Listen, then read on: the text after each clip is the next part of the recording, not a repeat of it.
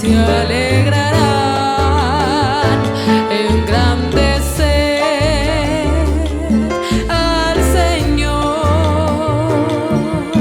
conmigo y exaltemos su nombre, porque Él es bueno, porque Él es grande. Le alabaré, le alabaré, le alabaré, le alabaré, le alabaré, le alabaré, le alabaré, le alabaré. Le alabaré, le alabaré, le alabaré, le alabaré, le alabaré, le alabaré, le alabaré, le alabaré,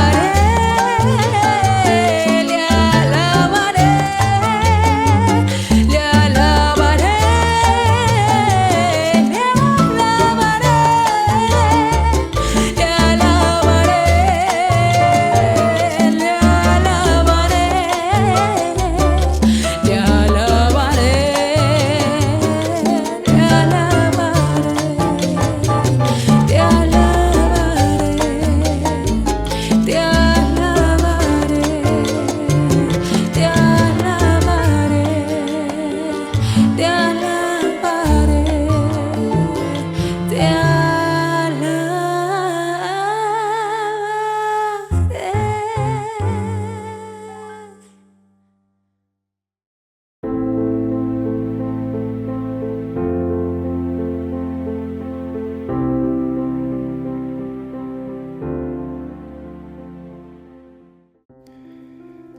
Este es un mensaje de felicitación para ti que me estás escuchando, para todo el equipo de producción, para toda la gente que ha trabajado durante todo este tiempo, incluido mí mismo. También me estoy felicitando para todos. Un abrazo donde quepamos todos. Hemos llegado a 2000 programas colgados en la nube. Ha sido el resultado de un trabajo en equipo, un trabajo corporativo, donde cada uno sin excepción es un elemento vital y fundamental. Por supuesto, pues el principal de todos eres tú que me estás escuchando, porque sin ti no habría razón ni motivo de estar transmitiendo. Entonces, aquí estamos. Y aquí seguimos, fieles y firmes. Han sido, más de 3 años desde distintos lugares. Empezamos en los estudios de Casablanca, en Cachipay. Después adaptamos estudio en Casablanca, Barranquilla. Y posteriormente en Casablanca, Barcelona.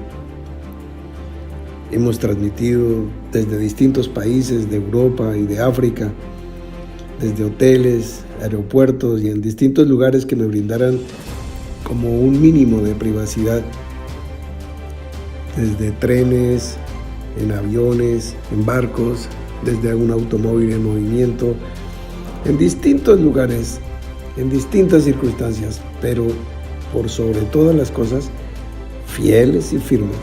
Todas las mañanas, todas las noches.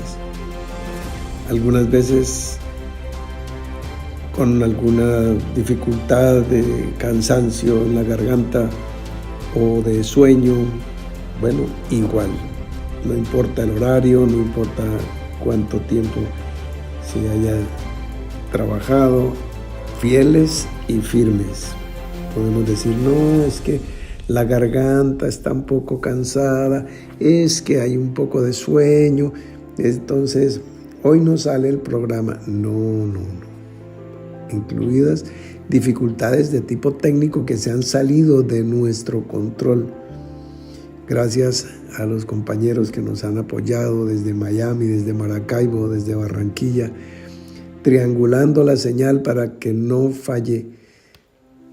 Sí han habido dificultades, pero contamos con otra herramienta maravillosa que ha sido la paciencia y la comprensión de todos ustedes, mis amigos.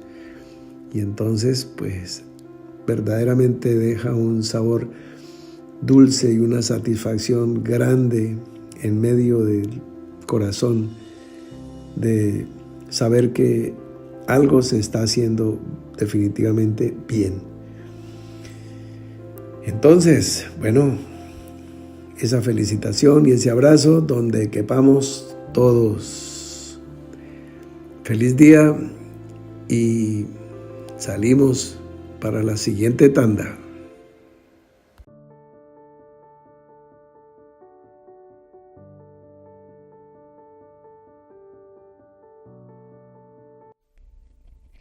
Junto con Sigmund Freud, Carl Jung é reconhecido como pai da psicanálise. Uma mente lúcida, uma mente brilhante, uma mente que contribui. Falando sobre o tema da fé, que é certeza e convicção do que se espera e do que não se vê. Perguntaram a John se ele acreditava em Deus. Ele respondeu: não acredito. Eu sei. Ele não acreditava que Deus existia. Ele sabia. É a isso que me refiro com a convicção do que não se vê. Esse mesmo homem tinha na entrada de sua casa um alpendre e na parte superior havia inscrições em latim que diziam vocatus ad que non vocatus Deus aderit. Vocatus ad non vocatus Deus aderit. Isso está em latim, que traduzido para nossa língua significa que, se o invocarmos ou não, Deus está presente. Está na linha desse pensamento que, mesmo que eu suba as estrelas,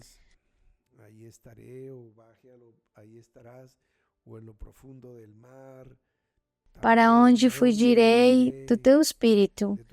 Onde me esconderei da tua presença? Essa relação do grande e do pequeno. O apóstolo Paulo, exibindo seu conhecimento da cultura grega, frequentemente citava textual ou contextualmente os clássicos gregos. Por exemplo, quando diz: nele vivemos, nos movemos e existimos. Como podemos estar dentro? Nós nele e ele em nós?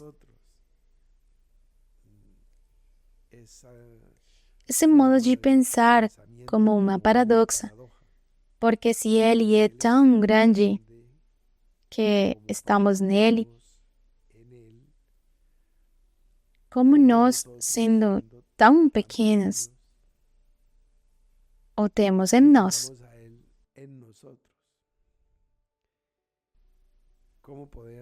Como podemos assimilá-lo ou compará-lo? Porque as coisas invisíveis do mundo, do espírito, as coisas invisíveis de Deus, como seu eterno poder e divindade, tornam-se compreensíveis, tornam-se claramente visíveis por meio das coisas materiais. Então, vejamos como podemos exemplificar ou ilustrar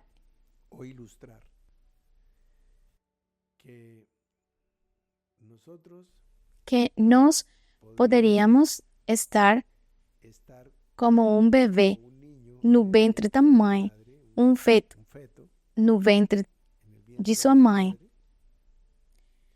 Até aí podemos entender. O bebê vive, se move e existe em sua mãe.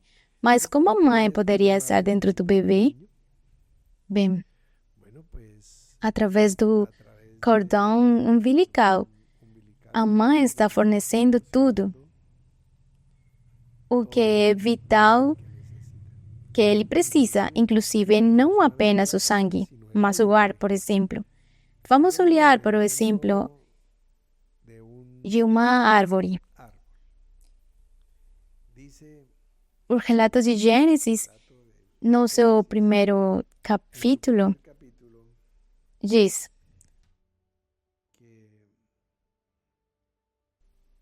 no versículo 11, produz a terra erva verde, erva que dê semente. E aqui está o que quer dizer: árvore frutífera que dê fruto, segundo a sua espécie, cuja semente esteja nela. Então, o fruto está na árvore. Uma laranja, uma maçã. Onde estão? Na árvore. Na árvore da maçã.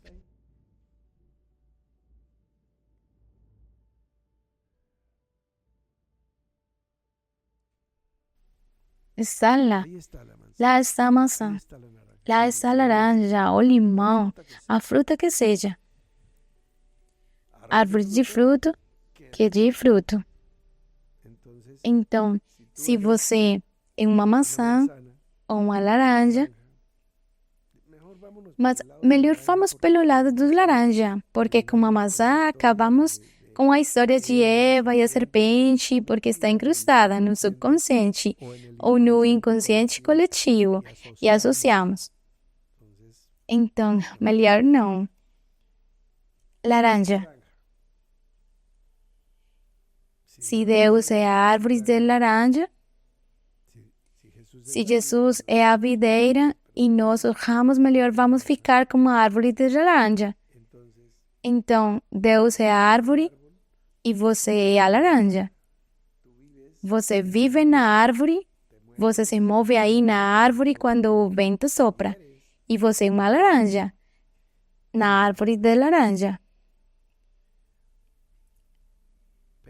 Mas a potência de toda uma árvore está dentro de você, em sua semente.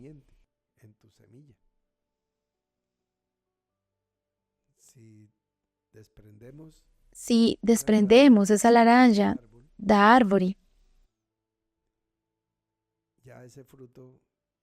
esse fruto já está morto. E o abrimos, fazemos autópsia.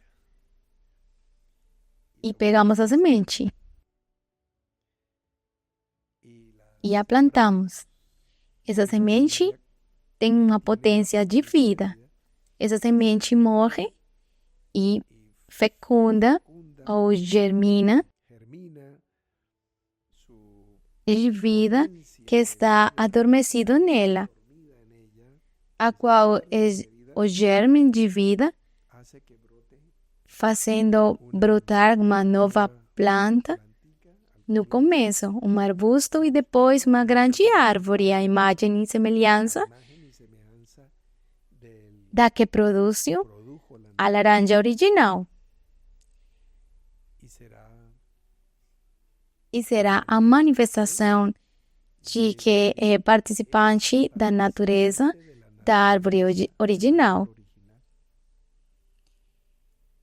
Quando Jesus o apresenta como a figura da videira e dos ramos como tal, mas então as uvas têm que ir ao largar e ser quebradas. Queremos benção, não queremos disciplina. Queremos que nos acalentem e nos mimem, mas Deus castiga todo aquele que recebe por filho. Essa palavra não nos agrada. Não.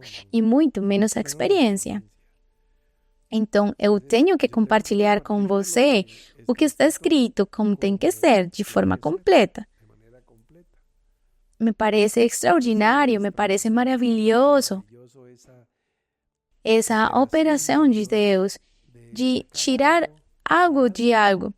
Porque se os mágicos de circo, os mágicos de fantasia, os mágicos de europeu tiram um coelho de um chapéu e as crianças aplaudem, mas todos sabemos que isso é um truque, um embuste, uma farsa. Não é real.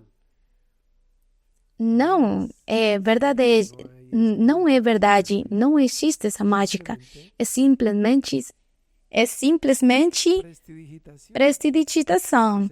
Ou seja, a pessoa com uma habilidade digital dos seus dígitos, dos seus dedos e rápida, presto, prestidigitação. Isso é tudo. É a velocidade com que tira algo, esconde debaixo da mesa, debaixo de uma pasta. São pequenos truques para as crianças. É triste que alguém, sendo adulto, esteja sendo enganado com truques da natureza religiosa.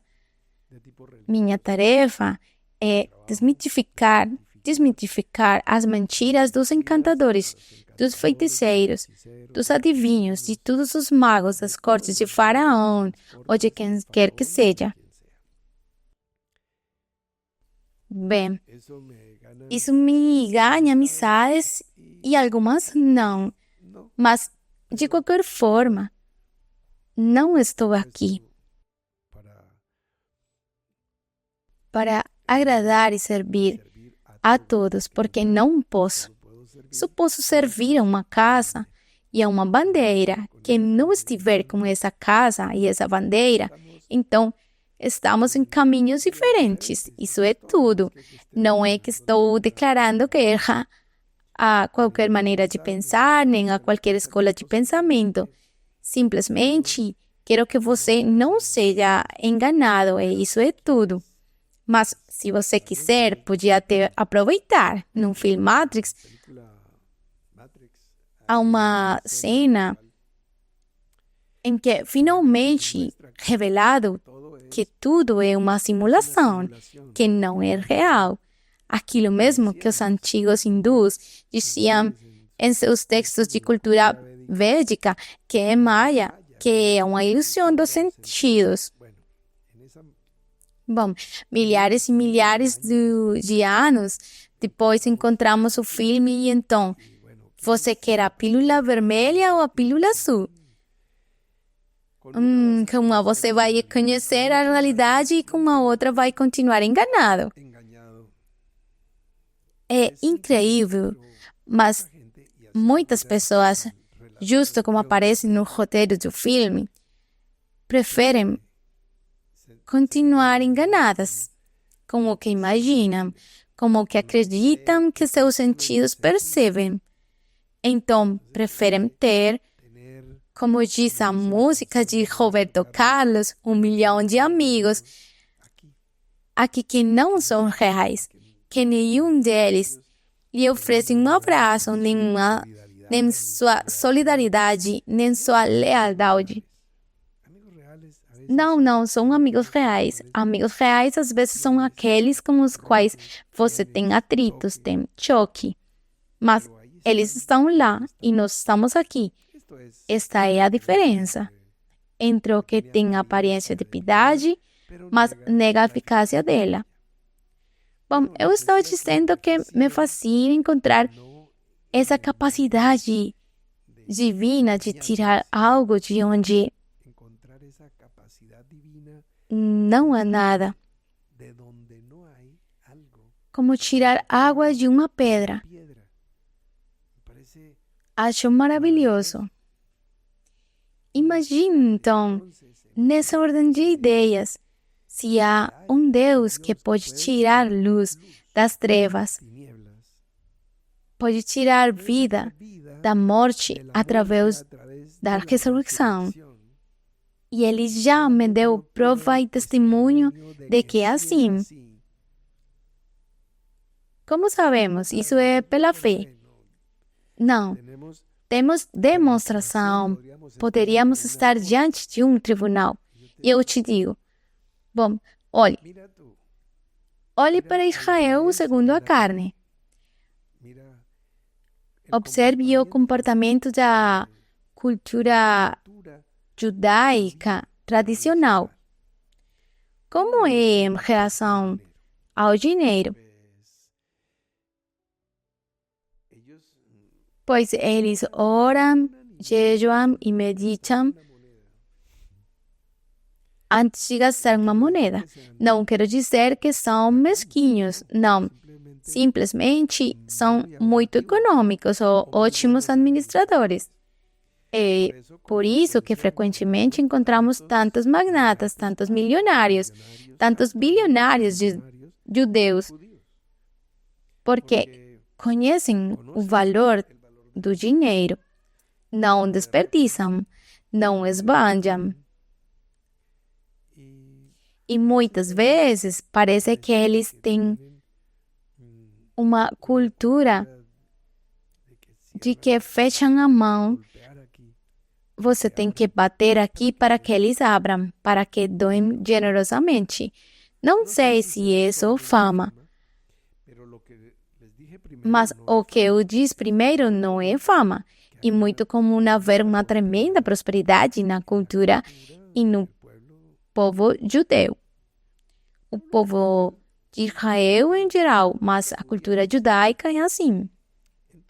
Então, o que isso tem a ver com a ressurreição de Jesus? O livro dos Atos dos Apóstolos nos relata que eles tinham todas as coisas em comum e que vendiam suas propriedades e seus bens e o levavam aos pés dos apóstolos para que eles administrassem e não houvesse nenhum necessitado. E diz que não havia nenhum necessitado e ninguém dizia ser seu próprio nada do que possuía, mas que tinham todas as coisas em comum. Eles estavam felizes e eram uma comunidade de judeus convertidos ou crentes em Jesus Cristo. Deixe-me perguntar, como é possível que os judeus poupadores, por cultura, história, tradição, de repente, são tão generosos que entregam tudo o que têm. Eles não dizimam, nem ofertam, não, eles dão tudo. E o que nos diz o livro dos Atos dos Apóstolos? Aqui vou compartilhar alguns textos em amarelo e você os procura com calma. Veja, suficiente com essa ilustração. Bem, você os lê. Para economizar tempo, já estamos há 17 minutos e meio aqui conversando, você e eu. Você que me está ouvindo e eu. Então, com isso, economizamos alguns minutos. Reflita sobre esses textos. Veja como era a igreja em Jerusalém. Era composta por judeus, 100% judeus. Não havia gentios ali. Havia muito ricos e alguns pobres. Então, para que os pobres tivessem e para que nada faltasse, venderam tudo e destruíram. Por quê? Pois é muito simples. Correu um boato de que Jesus estava voltando, porque já sabia que ele havia saído da terra para o céu. Uma nuvem o ocultou. Todos viram. Bem, centenas deles em momentos diferentes o viram. Em uma ocasião estavam reunidos 500 e ele apareceu para eles. Então havia muitas testemunhas, muitas dignas de confiança, que podiam assegurar, testemunhar, jurar que Jesus havia ressuscitado. Então,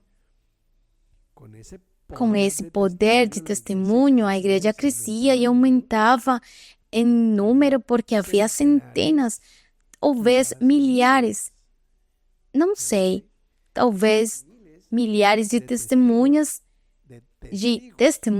não de pessoas que diziam, mas de pessoas que viram, falaram, tocaram, sentiram, abraçaram Jesus ressuscitado.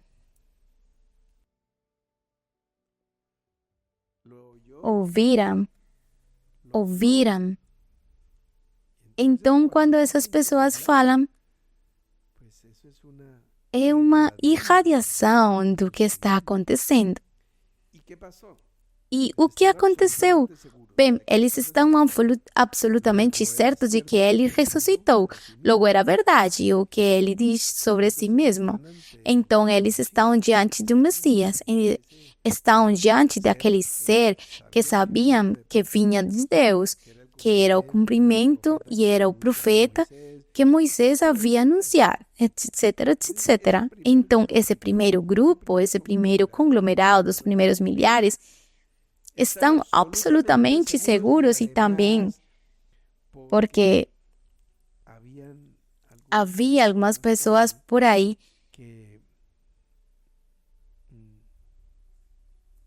que diziam que certo discípulo que o Senhor amava, talvez não morresse até que ele voltasse. E dizem que pode ser João ou talvez Lázaro, de quem a Escritura diz que ele amava muito. E como ele ressuscitou Lázaro, depois ele diz aos seus discípulos: e se eu quero que ele continue vivo até que eu venha, e correu o boato e o dito, Jesus nunca diz tão somente que esse discípulo fosse João ou Lázaro. Não morreria até que Jesus voltasse. Então eles estavam vendo ali, forte, saudável, pois a qualquer momento Jesus viria. Então, para que quero propriedade se o Senhor já está vindo? Já vem o reino, vamos transcender tudo isso. Então, vivamos solidariamente. E dessa maneira, podemos ver que houve uma mudança total, radical, uma metanoia absoluta na maneira de pensar e na tradição da cultura judaica. Milhares de pessoas fizeram isso e mudaram. Então, se você me diz para mostrar aqui na Escritura algo que evidencia a ressurreição de Jesus, eu mostro. E nessa época, pessoas da cultura judaica que mudaram completamente. Agora bem, Jesus não vinha e não vinha e não vinha e não vinha, e eles ficaram em ruínas. Sim. Depois o apóstolo Paulo teve que coletar ofertas nas igrejas dos gentios para ajudar os necessitados entre os judeus. Incrível. Incrível. Mas por pouco tempo, porque depois Jerusalém vai ser destruída e vão matar todos. Anos 70. Bom, então o sofrimento não foi muito. Isso é uma evidência. Agora, a mais clássica de todas é a de Pedro e os primeiros discípulos que estavam amedrontados quando Jesus foi preso. Assustados, Pedro negou o Senhor 3 vezes, amaldiçoando, blasfemando: oh, eu não tenho nada a ver com esse homem. Para que não pensassem que ele era um galileu daquela nova seita que havia ali. Não. E quando Jesus está morrendo, todos de longe, olhando assustados, onde estão? Onde estão arriscando suas vidas pelo Mestre? Não. Todos estão assustados com razão, claro. Mas alguns dias depois, o que aconteceu? Sim, o Senhor ressuscitou, diz a Escritura, mas como sabemos que é verdade? Porque esses mesmos discípulos estão na mesma cidade, com as mesmas pessoas, dizendo-lhes: esse Jesus que você mataram, Deus o fez Senhor e Cristo. E estão discutindo ali em Jerusalém no dia de Pentecostés. No dia da Páscoa, estavam morrendo de medo. No dia de Pentecostés, estão desafiando as autoridades. E são presos. E eles dizem: calem-se, não preguem isso. E eles disseram: não vamos obedecer a Deus antes de os homens. Estão desafiando as autoridades, estão quase pedindo cadeia, pedindo crucifixão, pedindo açoite, pedindo castigo. O que aconteceu? O mesmo Pedro que alguns dias atrás estava amedrontado, e o André e a Felipe e Bartolomeu. O que aconteceu com todos? O que aconteceu que os transformou? Ser testemunhas da ressurreição de Cristo. Isso muda as coisas. Então, se Deus pode tirar a luz das trevas, se Deus pode tirar Israel do Egito, pode tirar coragem da covardia de um discípulo que poderia ser você. Se houver uma fé suficientemente forte nesse discípulo ou você que está me ouvindo para poder mudar completamente. O avarento se torna generoso, o covarde se torna corajoso. O calado, o tímido, o temeroso se torna loquaz, se torna expressivo. O dom da palavra e se atreve, porque é testemunha. Porque, como Carl Jung, você pode dizer: eu não acredito que Deus exista. Eu sei. Então, tudo muda radicalmente. Agora bem, há processos pelos quais você pode tirar de uma vaca leite. E do leite, tirar manteiga. Ou seja, derivado. Fruto contínuo. Um desenvolvimento. Primeiro está um conglomerado que é a vaca, mas ela é ordenhada.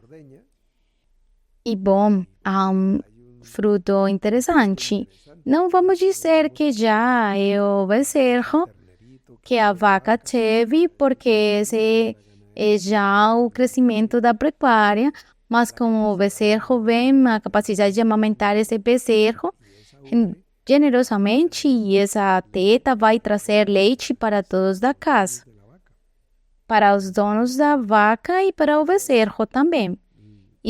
Por isso se chama gado, porque é um negócio rentável, onde você não está perdendo, mas ganhando. Então você tem o leite a seu favor, mas tira o creme, bate, tem manteiga. É um derivado do derivado. Há um texto aqui também no relato de Gênesis que diz: falou Deus a Noé e a seus filhos, dizendo: eis que estabeleço a minha aliança convosco e com a vossa descendência de vós, e com todo ser vivo que convosco está, aves, animais e toda besta da terra, com todos os que saíram da arca até todo animal da terra. E eu convosco estabeleço a minha aliança, que não será mais destruída toda a carne pelas águas do dilúvio, e que não haverá mais dilúvio para destruir a terra. Este é o sinal da aliança que ponho entre mim e vós e entre toda a alma vivente que está convosco por gerações eternas. Aqui temos Deus fazendo uma aliança com Noé, com a mulher de Noé, com Sem, com Cam, com Jafé. para dizer corretamente, com Cam, que é o primogênito, Sem, que é o segundo, e Jafé, que é o mais novo, porque Cam é o primogênito. E então, é uma aliança que está fazendo com eles e com todas as aves do planeta.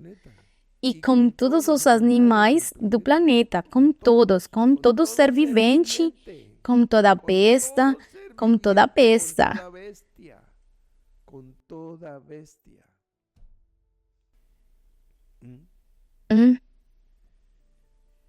É uma aliança geral. E o fez e colocou o sinal do arco nas nuvens, etc, etc. Então você diz, estamos em uma aliança com Deus. Sim, sim, essa é uma aliança. Mas falando já do que temos estudado, da aliança abraâmica, que se estende e que o Deus de Abraão, de Isaac e de Jacó se revela a Moisés e depois vem ao Sinaí e traz a lei e tudo isso. Então, aí está uma aliança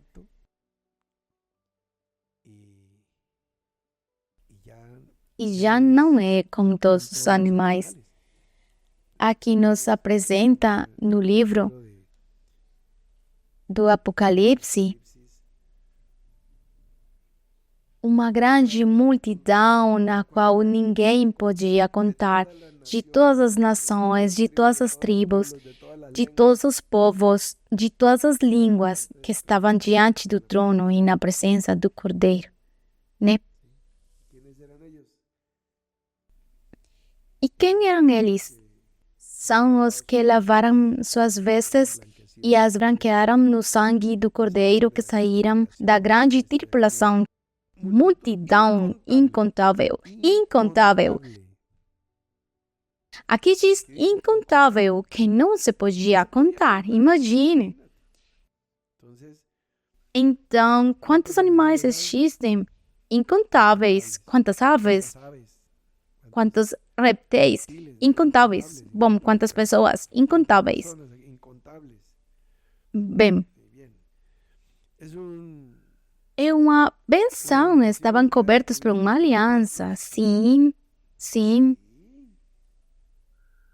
Bom, é relatado do Gênesis que Deus primeiro cria um corpo e dele vai separar, vai extrair um derivado. Assim como da vaca sai o leite, então daí vai sair a mulher. Ele a extraiu do homem, a separou. Assim como Deus tira a luz das trevas, ele tirou a mulher do homem. Então, diz o apóstolo Paulo, mas eu quero que vocês saibam, irmãos, a mulher não é independente do homem, nem o homem independente da mulher, porque a mulher procede do homem, porque foi dele que Deus a separou, mas o homem que vai nascer procede da mulher. Este é o homem, papai, e esta é a esposa, mas o homem, filho, vai sair da mulher. Esta mulher saiu deste homem, mas o homem, filho, vai sair desta mulher. Então, a vaca, o leite, a manteiga, da vaca não sai manteiga. Tá vendo? Para onde estamos indo? Pois há uma aliança, primeira aliança abraâmica, que nos apresenta ou nos produz uma vaca, ou seja, um homem. Uma nova aliança ou um novo testamento nos produz uma mulher que sai desse homem. Uma congregação, uma igreja. Nos diz aqui o versículo 23 do capítulo 5 de Efésios. Pois o marido é a cabeça da mulher, como também Cristo é a cabeça da igreja, que é o seu corpo, do qual ele é o Salvador. Então, aqui está Cristo, e aqui está o corpo de Cristo, a igreja, que é seu corpo. Você vê? A igreja, que é seu corpo. Ele é a cabeça desse corpo. Isso está claro. Veja Colossenses, vamos ver aqui este texto, capítulo 1, versículo 24 nos diz, agora me alegro em meus sofrimentos por vocês e completo no meu corpo o que resta das aflições de Cristo, em favor do seu corpo, que é a igreja. O que resta das aflições de Cristo em favor do seu corpo, que é a igreja. Aí está. Efésios diz, também Colossenses, o diz, a igreja é o corpo de Cristo, é a esposa, é seu corpo. Então, na primeira aliança, temos um homem. Na segunda aliança, do homem sai a mulher. Esse homem, pois é Israel corporativo. Um dia Israel era um homem, Abraão, Isaac, Jacó. E Jacó foi Israel. Israel teve 12 filhos e os 12 filhos tiveram mulheres e as mulheres tiveram mais filhos e chegaram 70 ao Egito. E de 70 saíram só homens entre 20 e 60, saíram 600 mil. Então, digamos, milhões dos filhos de Israel. A multiplicação, um princípio da vida. Então, desse homem vai vir uma mulher. Uma mulher. Esse é o sinal da nova aliança. A mulher se separa. Estava aí. Estava escondida, estava dentro. Mas esse processo de separação, porque Deus tira a luz das trevas, tira a mulher do homem, tirou a igreja da condição desse homem. Agora vamos olhar. Estamos no exemplo da vaca, do leite e da manteiga. Essa mulher vai ter um filho do homem do qual finalmente foi selecionada, foi tirada de todo o rebanho do povo judeu. Havia um jovem judeu circuncidado ao 8º dia que ia à sinagoga, totalmente judeu. E ele foi o escolhido de todo o rebanho para que fosse o exemplo do qual nasceria a separação. Sim, Deus pegou esse Adão e o colocou ali, naquele jardim, daquele fez essa operação. Havia mais homens nos dias de Adão? Pois aí diz que Deus o colocou no jardim para que o guardasse. De quem se não havia ninguém? E Caim diz, ei, agora qualquer um que me encontrar pode me matar. Qualquer um, mas não havia ninguém. Era Adão e Eva, ele é seu irmão e matou o irmão. Já não havia mais ninguém. Ele diz, não vou embora agora porque quem me encontrar me mata. Obviamente, havia muitas pessoas em condições terríveis. Aqui também havia mais judeus, havia mais donzelas em Israel para que fosse escolhida uma. Muito favorecida, bendita entre todas as mulheres.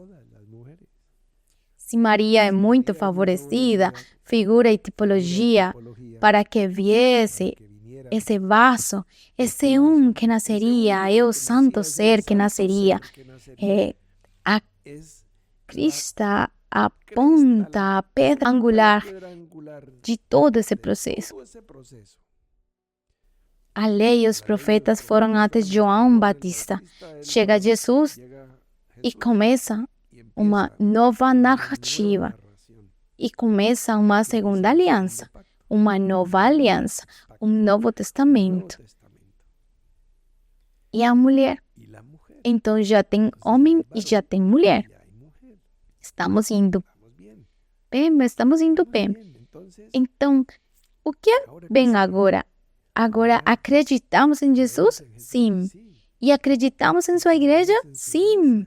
Agora, aquele que acredita no Filho tem a vida eterna. Ou sim, eu acredito em Jesus, que é o Filho de Deus. Sim, tudo bem, mas agora a vaca, o leite, a manteiga, tudo está se movendo. A árvore, a laranja, a semente é plantada. A árvore, a laranja, a semente. Então agora, você acredita no Filho ou acredita na igreja estéril?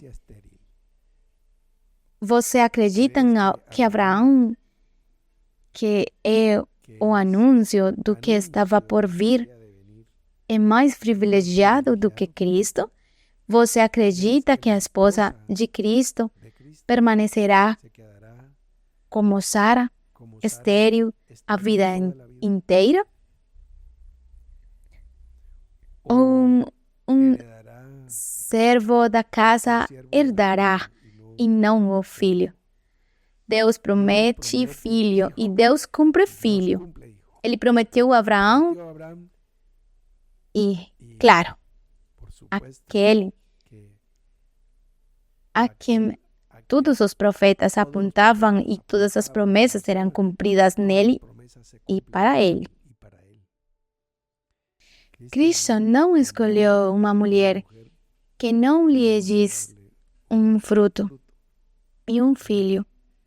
E assim como essa mulher é formada por milhares de crentes,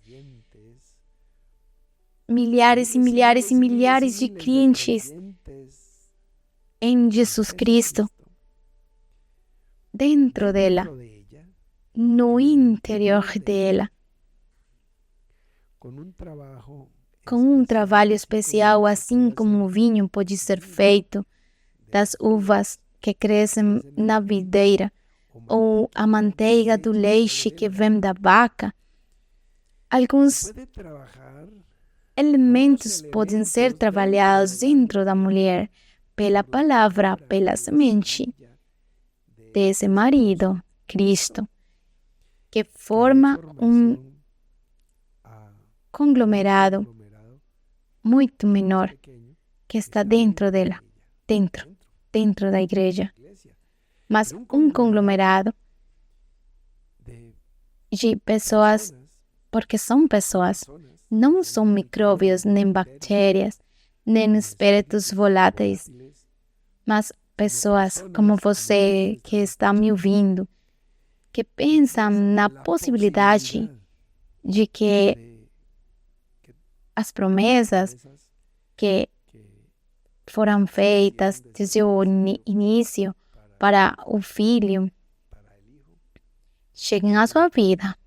Então, mas eu teria que ser um filho de Deus? E então,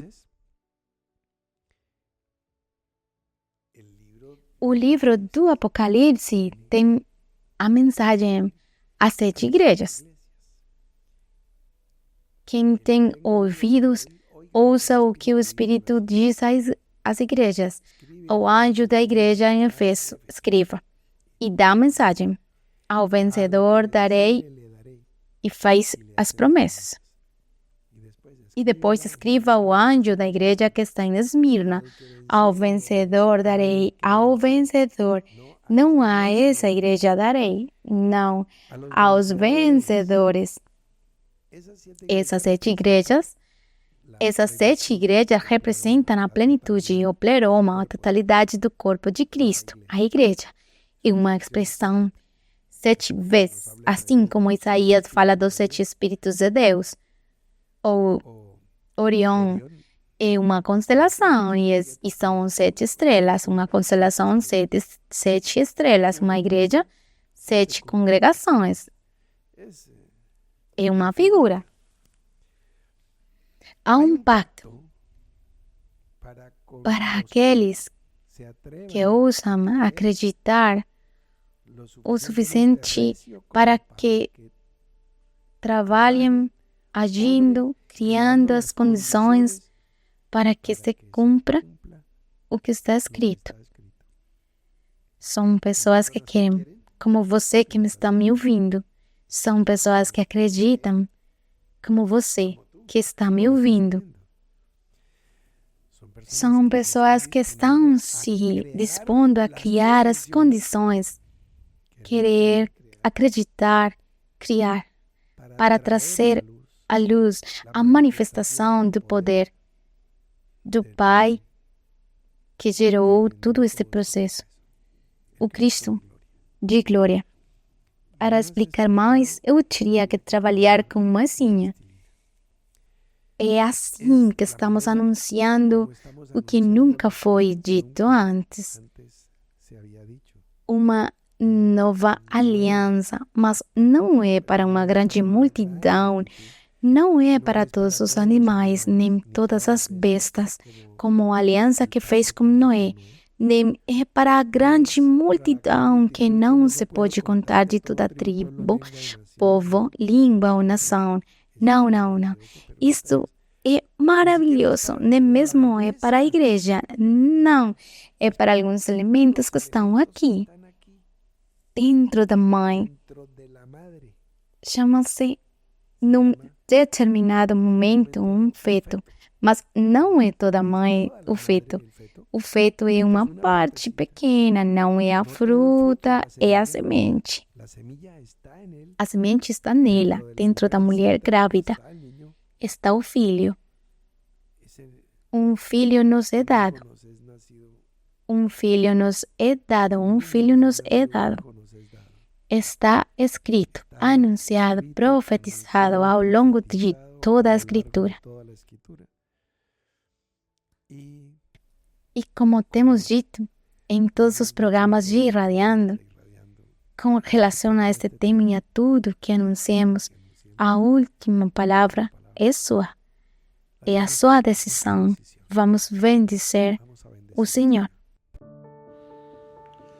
Gracias, Señor, porque somos testigos que tú eres un Dios vivo y estás presente en cada uno de nosotros y podemos hablar de lo que tú has hecho en nuestra vida y de lo que has mostrado, porque tú has abierto nuestros ojos y nuestros oídos. Sí, Señor, nosotros estuvimos desde el principio y hemos visto cómo se ha edificado tu obra. Tú mismo has hecho esa obra primorosa y nosotros hemos visto en el desarrollo de los tiempos cómo se ha levantado esa amada tuya, Señor. Sí, Señor. Y la palabra que has sembrado en nuestros corazones, Señor, está dando fruto y dará fruto, Señor, para tu gloria, y se multiplicará, Señor, lo que tú nos has dado, porque nosotros lo estamos dando, Señor. Sí, Señor, ahora queremos trabajar para que se produzca ese precioso fruto que esperas tú, Señor. Estamos dispuestos, Señor, para alegrar tu corazón y darte esa gloria que esperas, Señor, produciendo ese precioso fruto de tu aflicción, Señor. Bendito tú, bendita tu amada iglesia y bendito tu Hijo, Señor, en nosotros. Amén. Amén.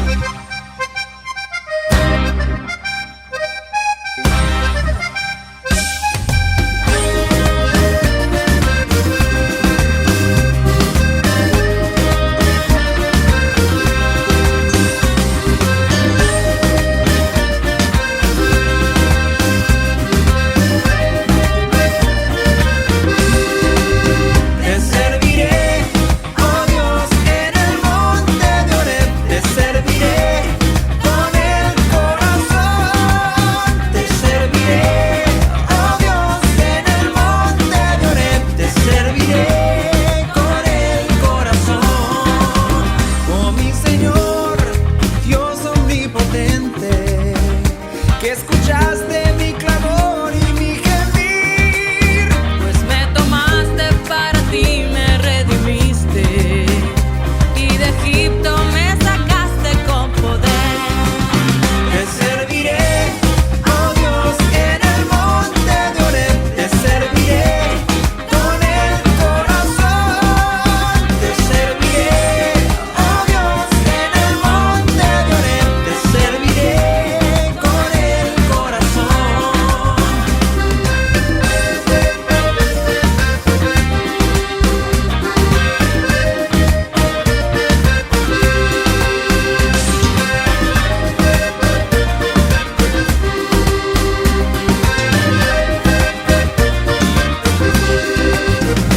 mi Señor, Dios omnipotente, que escuchaste mi clamor y mi gemir. Pues me tomaste para ti, me redimiste y de Egipto me sacaste con poder.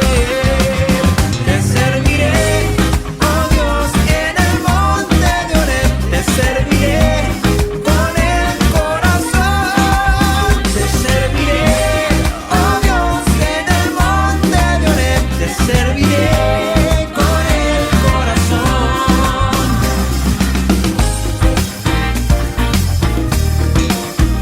Te serviré,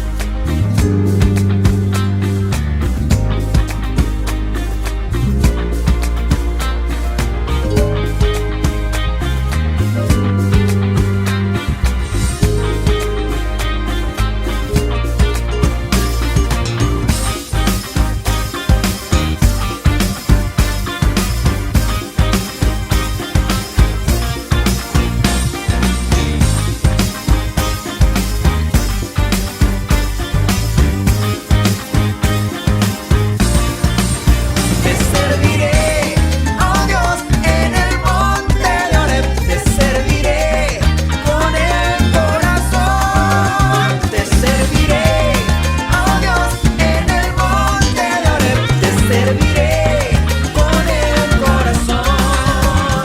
Te serviré, oh Dios, en el monte de Oreb. Te serviré con el corazón. Te serviré, oh Dios, en el monte de Oreb. Te serviré con el corazón.